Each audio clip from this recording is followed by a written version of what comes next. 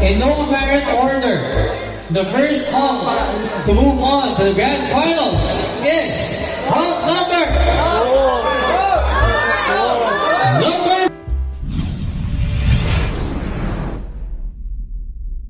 Maraming salamat ulit. Pasalamatan natin ating mga judges. Sir Carlo Martin, thank you so much. Sir Jonathan Alegre and Ms. Jen Gobi Venancio. At syempre, palakpakan din po natin si Sir Chester. Siya po ang ating choreographer. At syempre, siya nag-formulate na ating mga formations sa hapon na ito. Okay. Ito na, sa aking kamay ang ating mga nanalo. Mukhang marami-rami ang nanalo sa hapon na ito. So, inimbitahan ko po ulit on stage sa ating birthday celebrant, Sir Jonathan Alegre, to help me in awarding our winners. Our winners once again will take home 2,000 pesos and our non-winners will get to take home 1,000 pesos. Sa mga pananalo po, makikita na namin kayo sa sa fashion show. Alright, sa fashion show po muna, then sa grand finals.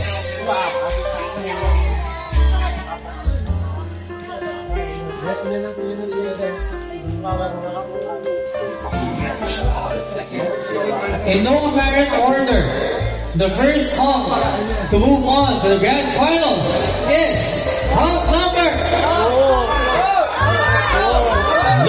4, Jerick Santos.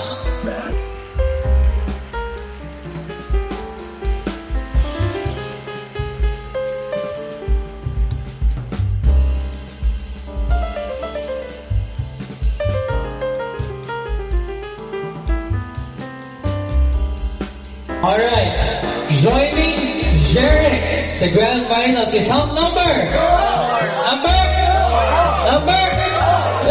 2, Alex Lee.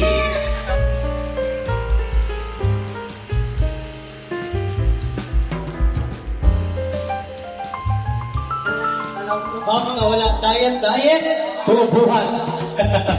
Alright, our next hump that I will call will be joining us sa wild card round. Alright?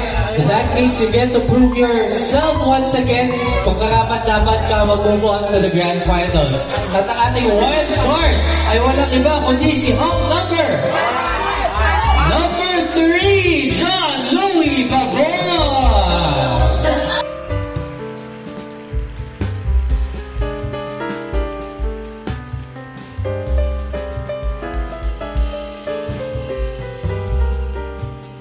Alright, there you go, ladies and gentlemen, our grand finalists in our wild card. Palapang bulit natin sila, and that is our first elimination round.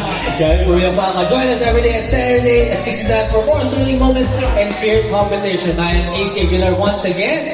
Maraming salamat. Magkita-kita ulit tayo next week.